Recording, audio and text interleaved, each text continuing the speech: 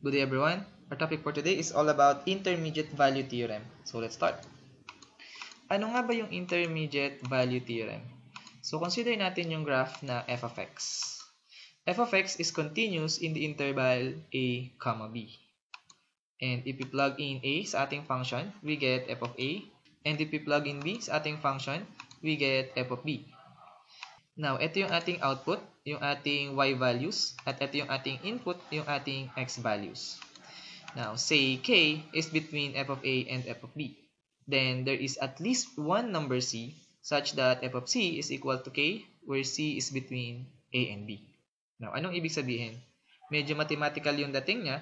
So, say k is between f of a and f of b. Then, there is at least one number c such that f of c is equals to k, where c is between a and b. Now, in Tagalog, kung bibigyan nyo ako ng output sa pagitan ng f of b and f of a, dito sa pagitan ng f of b and f of a, kahit anong output dyan, I will make sure na yung input natin ay nasa pagitan ng a and b. Nakuha?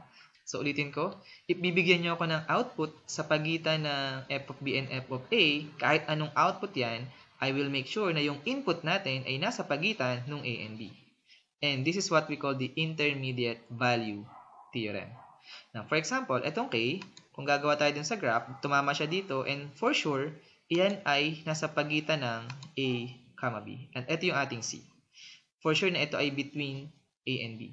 So, at least one, pwedeng maging marami, pwedeng tatlo, pwedeng apat, depende sa graph mo. Kung yung graph mo ay medyo pa-curve, so maraming beses yung tatama, and marami kang input na magbibigay sa'yo ng output na k.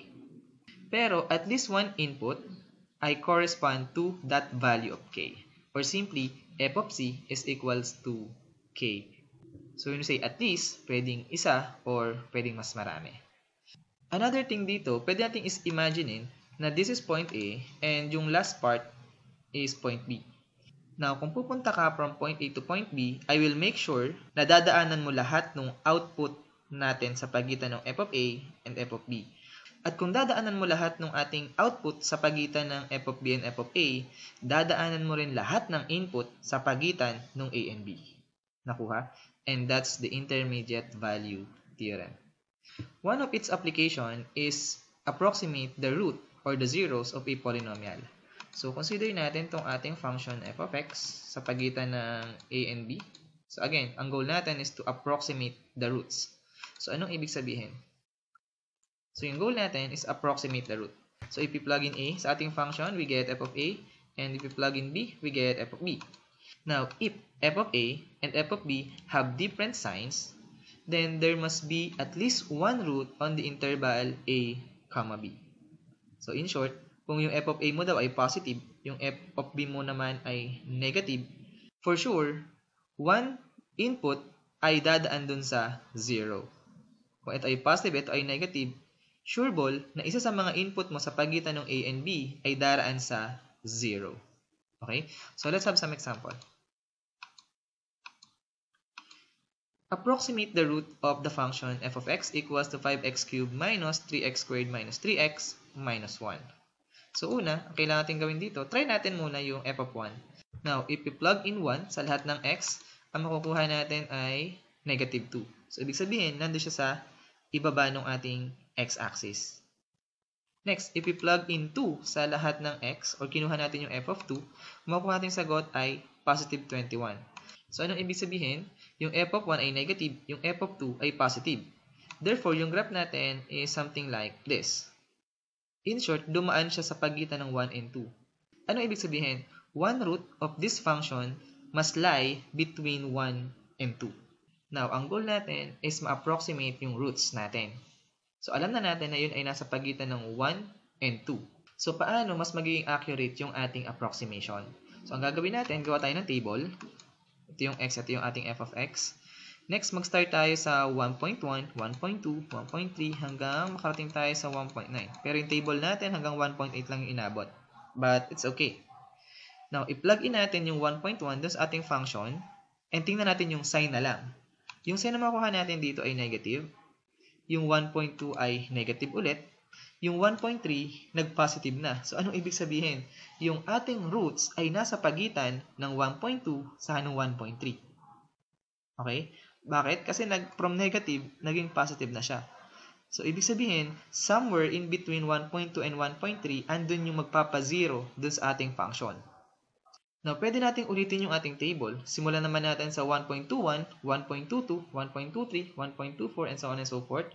Now, kung gagawin natin siya ng paulit-ulit, yung makukuha nating value, yung approximate natin, ay magiging super close dun sa totoong value ng kanyang roots. But again, yung goal lang natin dito is the approximate. So, kung uulitin natin siya ng isa pang step, ang makukuha natin dito, we get x is approximately 1.22. And that's our answer. Iyan yung value ng x kung saan yung function natin ay mag-equal sa 0. Okay? So, let's move on. Let's have some example. So, use the intermediate value theorem to show that the given equation has at least one solution in the indicated interval. Note, big note, that you are not asked to find the solution, only to show that at least one must exist in indicated interval. So, hindi natin kailangan kuhanin yung approximate root, kagaya ng ginawa natin kanina. Ang kailangan lang natin ipakita ay kung meron siyang root dun sa interval na ibinigay. So, let's have some example. Meron tayo ditong tatlo. Let's have the solution for number 1. Una, let x equals to 1. So, i-plug in natin. So, we have y is equals to lahat ng x magiging 1. So, 3 times 1 cube minus 3 times 1 minus 1. And we get y is equals to negative 1. So, ito ay negative. Next, let x equals to 3. So, palitan natin lahat ng x ng 3. Y is equals to 3 times 3 cube minus 3 times 3 minus 1. And we get y is equals to 71. Now, as you can see, dun sa 1, ito ay negative. Dun sa 3, ito na ay positive. Therefore, sa pagitan ng 1 and 3, dumaan siya sa 0. Therefore, we can say using intermediate value theorem that there is at least one solution in the interval 1, 3. And we're done. Now, let's move on to example number 2. So, una, let x equals to negative 2. Plug in natin sa ating function. We have f of negative 2 equals to negative 2 squared plus 2 times negative 2 plus 6. And we get f of negative 2 is equals to 6. So, ito ay positive. Now, let x equals to 0. F of 0 is equals to 0 squared plus 2 times 0 plus 6. And we get also a positive number. Now, nagtataka kayo, sir, baka may trick na naman tong question na to. So, try nyo kunin yung nasa pagitan nila. Ano ba yung nasa pagitan ng negative 2 saka ng 0? Try nyo yung negative 1. So, plug in natin yung negative 1. Pag ipinlog in natin yung negative 1 sa lahat ng value ng x, makukuha natin ay positive 5. So, ibig sabihin, sa pagitan ng negative 2 saka 0, puro siya positive. Walang negative. So, pwede nyo itry pa yan sa pagitan ng negative 2 saka negative 1. Sa pagitan ng negative 1 saka 0. And as you can see, wala kayong makukuhang negative. Now, kung wala kayong makukuhang negative, hindi siya nag-cross sa ating x-axis. Therefore, we can say using intermediate value theorem that there's no solution in the interval negative 2, 0. And we're done. Kapag hindi nagbago yung sign, hindi siya dumaan dun sa x-axis. Ibig sabihin, wala tayong 0 at that interval. So, syempre, yung iba sa inyo, ang gagawin, igagraph tong function para makita nila na hindi talaga yung tumama sa x-axis. So, pwede nyo itry yan. Using Desmos, pwede nyo makita na yung graph na yan, yung parabola na yan, ay hindi man lang dumaan sa x-axis. Kaya wala tayong makukuhang solution sa pagitan ng negative 2 and 0. So, let's move on to example number 3. Now, let x equals to 0. We have f of 0 equals to 0 raised to 6 minus 1 all over 0 plus 3. And we get f of 0 is equals to negative 1/3. So, negative siya. Next, let x equals to positive 2.